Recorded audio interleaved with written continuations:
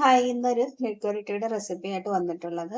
അപ്പം ഞാനിതാ ബീട്രൂട്ടും ബീൻസും കൊണ്ടുള്ള ഒരു മെഴുക്കുവരട്ടിയാണിത്. വളരെ സിമ്പിളും ഈസി ആയിട്ട് ഉണ്ടാക്കാൻ പറ്റുന്നതാണ്. അപ്പോൾ ഇത് തയ്യാറാക്കാനായിട്ട് ഞാനിതാ കുറച്ച് ബീൻസ് എടുത്തിട്ടുണ്ട്, ഒരു 6-7 ബീൻസ് എടുത്തിട്ടുണ്ട്. പിന്നെ ഒരു മീഡിയം സൈസ് ബീട്രൂട്ട് അരിഞ്ഞെടുത്തിട്ടുണ്ട്, കനം കുറച്ച് വേണം അരിഞ്ഞെടുക്കാനായിട്ട്. പിന്നെ ഒരു സവാളയുടെ വലിയ സവാളയുടെ പകുതിയാണ് എടുത്തിട്ടുള്ളത്. അത് തന്നെ മെഴുക്കുവരട്ടി തയ്യാറാക്കാനായിട്ട് പാത്രം വെച്ച് കൊടുത്തിട്ടുണ്ട്. അതൊന്ന് ചൂടായതിനു ശേഷം അതിലേക്ക് എണ്ണ ഒഴിച്ചു കൊടുത്തിട്ടുണ്ട്. എണ്ണ ചൂടായതിലേക്ക് കറിവേപ്പില ഇട്ട് കൊടുത്തിട്ടുണ്ട്. ഇനി അതിലേക്ക് സവാള ഇട്ട് കൊടുക്കാം.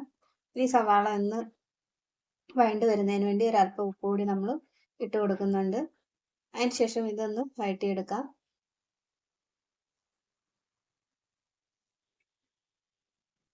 അപ്പോൾ ഇതേ സവാളയുടെ കളറൊക്കെ മാറിയിട്ടുണ്ട്. ഒരുപാട് അങ്ങ് മൂത്ത് പോകണ്ട.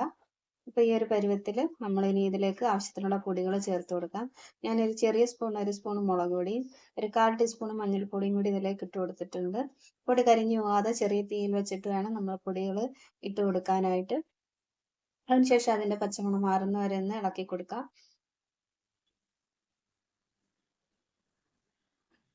ഇപ്പം ദേ പൊടിയൊക്കെ മൂത്തിട്ടുണ്ട്. ഇനി നമുക്കിതിലേക്ക് നമ്മൾ അരിഞ്ഞു വെച്ചിരിക്കുന്ന ബീൻസും ബീട്രൂട്ടും കൂടി ഇട്ട് കൊടുക്കുന്നുണ്ട്. അതിനുശേഷം നല്ലതുപോലെ ഒന്ന് ഇളക്കി യോജിപ്പിച്ചെടുക്കണം.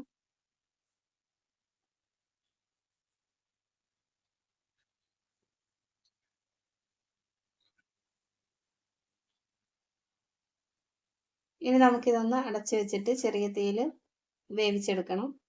ഇടയ്ക്ക് അടപ്പ് മാറ്റി ഒന്ന് ഇളക്കി കൊടുക്കണം. ഇത് അല്പസമയം കഴിഞ്ഞിട്ടുണ്ട്. നമ്മളതൊന്ന് വെന്തോന്നൊന്ന് നോക്കുകയാണ്.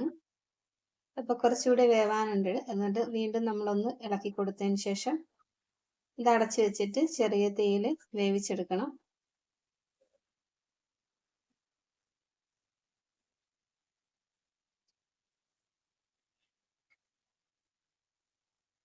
ഇത് അല്പസമയം കഴിഞ്ഞ് നമ്മൾ അടപ്പ് തുറന്ന് നോക്കിയിട്ട് നമ്മുടെ ബീട്രൂട്ടും ബീൻസും ഒക്കെ വെന്ത് വന്നിട്ടുണ്ട്. അപ്പോൾ ഇത്രയേ ഉള്ളൂ, നമ്മുടെ മെഴുക്കുവരട്ടി റെഡി ആയിട്ടുണ്ട്. നിങ്ങൾ ഇതുപോലെ ഉണ്ടാക്കിയിട്ടില്ലെങ്കിൽ ഒന്ന് ഉറപ്പായിട്ടും ഉണ്ടാക്കി നോക്കണം. പുതിയൊരു വീഡിയോ ആയിട്ട് വീണ്ടും കാണാം.